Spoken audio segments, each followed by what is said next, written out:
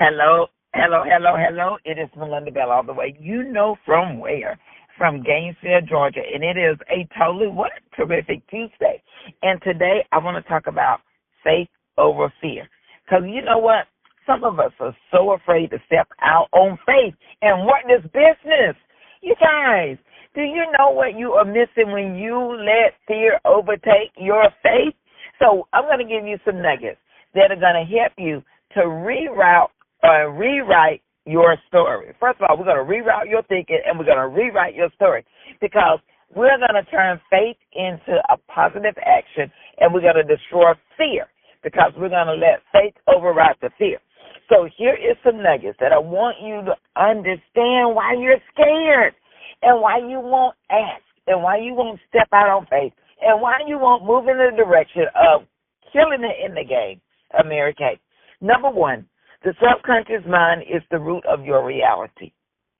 So basically, whatever story you are saying, people don't want a book, people not buying, the economy is horrible, whatever story you are saying, your subconscious mind is making sure that your truth become your reality or your thoughts become your reality because your mind is like a fertile soil, and whatever seeds you plant, they're going to grow.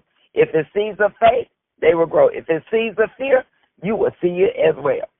Anything you feel, faith over fear, fear over faith, whatever you grow in your garden is going to shape, and that's the harvest that you're going to reap because it is the reality of faith over fear. So, number two, faith is a repetitive thought.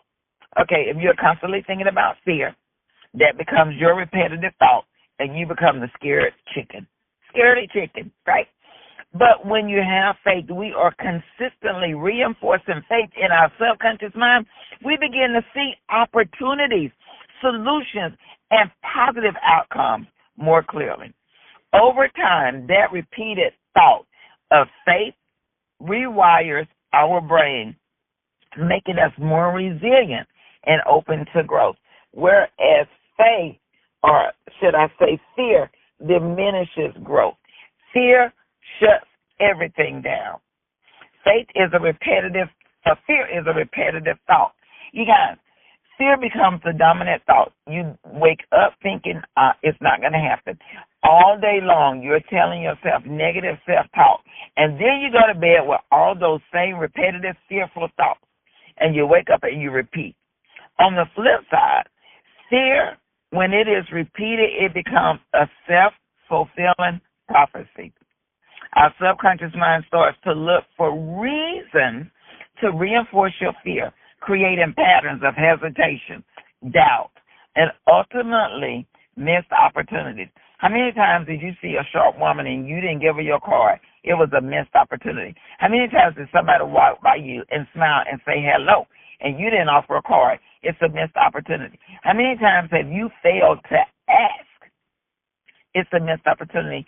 Mary Kay said, if she is within 3 feet in front of you, you need to ask. But if fear is taking over, and it's because it's your repetitive thought, you need to switch your thoughts. You need to kill, destroy fear, and let faith take over. The scripture foundation, you've heard it before, so whatever a man thinketh, so he becomes. So this reinforces the idea that the inner world shapes your outer world. What you're thinking, like, if you were like, I don't know how I ended up in this situation. I do. You thought yourself there, right? You thought about it and you thought about it till it became your reality. So rethink your situation and think yourself out of it because the world, your thoughts will shape your inner and your inner will cultivate your out. So when we cultivate fear over thoughts, we manifest faith in actions and outcomes. You better be sitting there thinking all day long, I'm so excited. I can't wait to see what happens for me because I am faithfully working my business. Rewiring the mind on faith-based practices. So let me give you some tools that you can use to kill fear and bring forth faith. Number one, affirmations of faith. Daily affirm yourself in a positive affirmation. It reinforces your trust and the possibilities. Visualize. Picture this.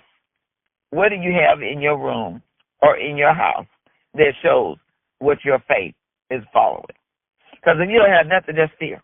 But if you trash your house with visualizations, where you're going, what you see, where you want to be, that's the picture of success. And positivity comes with that. And so does the activity, and so does the result. And mindfulness of keeping ourselves grounded with practices that strengthen our faith and reduce fear. When you think scared, do you reroute that thought and say, cancel, I am not a scaredy cat? Or reinforce the thought, like, she don't want, lies you tell. This is what you say, lies you tell, yes she do. And then go in and put forth the effort. So these are the tools that you can use to transform your power into faith instead of fear, because you are the one that have control of your faith over your fear. This is your girl, Melinda Balling, all the way. You know from where? Gainesville, Georgia. Listen, let faith be your guide and fear let it reside and kill it and destroy. It's your girl, all the way from Gainesville, Georgia, and you know what Tuesday it is. It's that totally terrific Tuesday. Have an incredible day.